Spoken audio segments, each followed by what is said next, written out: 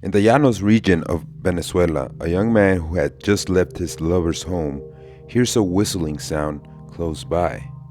He starts trembling. A cold shiver runs down his spine. He knows who it is. He knows the affair with the married woman will cost him dearly. The whistle starts fading into the night, and it's overtaken by the sound of bones breaking.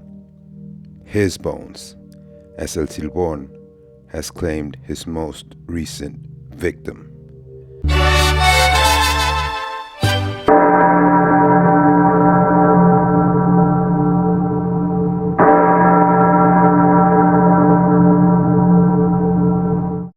Uy Cucuy, welcome back to the Mexighost Tales. I am your host, Denny Chavez, and today we will feature our first urban legend outside of Mexico.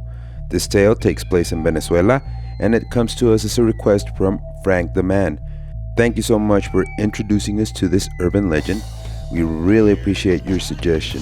Please leave them in the comment section. You can also find us on Instagram, TikTok, and Facebook as the Mexighost. El Silbón, or the Whistler, is a very dark legend that hails from Venezuela and Colombia as well. This legend recounts of a couple that lived deep in the forest with a man's father and their spoiled son. The young man would get whatever he wants, as so he much desire.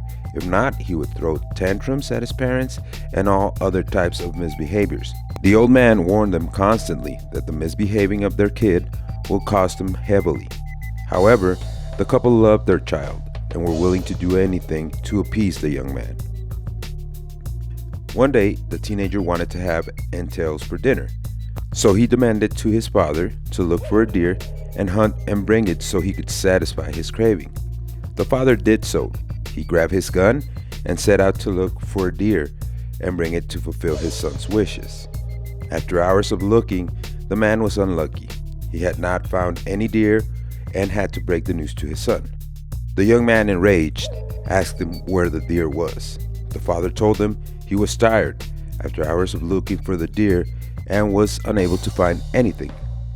In a fit of rage, the teenager snapped at his father and shot him. He was unable to defend himself.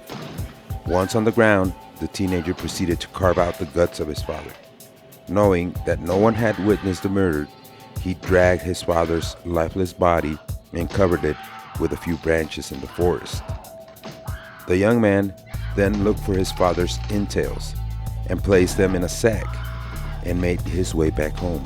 Once in the house, his mother asked if he knew where his father was, to which the boy answered he hadn't seen him in a while, but he had brought prey and had hunted himself to have for dinner. He handed the sack to the unsuspected mother, who, without knowing, took the meat and started washing it and cooking it. At that moment, that's when she noted that the entails did not look like deer. She got suspicious of the disappearance of her husband and confronted the young man. She asked him again, "Had you seen your father?" He said no. Soon after that, he started feeling remorse and confessed to his mother what he had done. The grandfather overheard the conversation and set out to look for his son. Once in the forest, the old man found his son murdered by his grandson.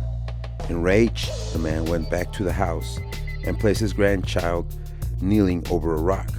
He tore his shirt, grabbed the whip, and drenched it in aguardiente. He lashed out at the boy while the whip left marks on the spoiled brat's back and placed a curse on him that would not allow him to have eternal rest. The pain was unbearable, and the young man managed to escape. His grandfather released a pack of hunting dogs to tear the man to shreds, costing him his life. Since then, during the rainy season, people claim to have seen and heard El Silbón wandering around the Llanos area. This entity wanders around looking for victims. He enjoys hunting them and torturing them. The drunks that walk through the area are stalked by El Silbón, who lures them deep into the forest, where he disposes of them by tearing their insides through their belly button. It is said this is the way El Silbón extracts alcohol from its victims. He also attacks unfaithful men. He breaks them limb by limb to extract their bones and place them in the sack that he carries with him. The same sack where he carries the remains of his dead father.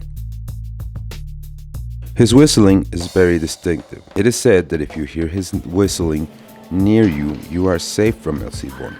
However, if they start to fade away further, more than likely you are his next victim. He's also been seen outside of homes in the area.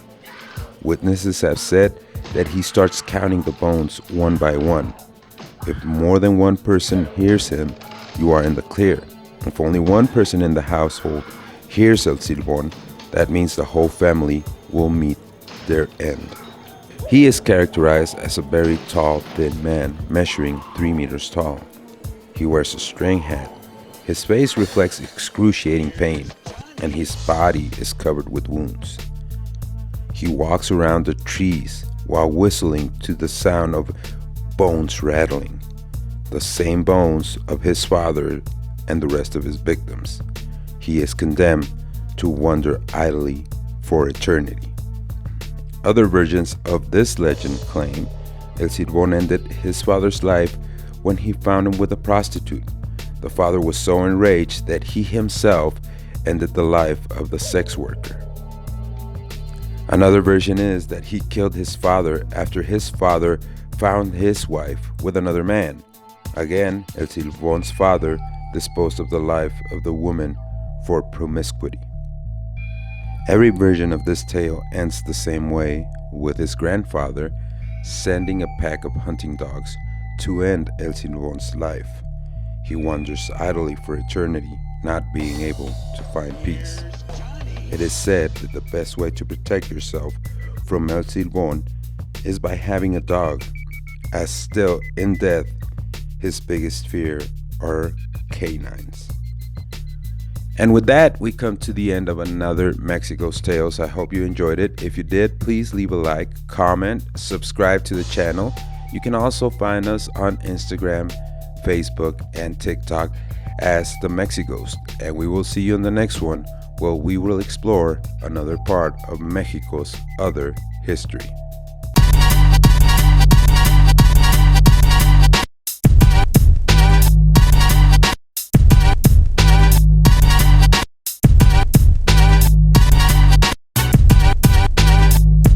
Y celebraremos una gran fiesta mexicana juntos. ¿De qué fiesta hablas? Noviembre 2. ¿Y qué celebran? A los muertos.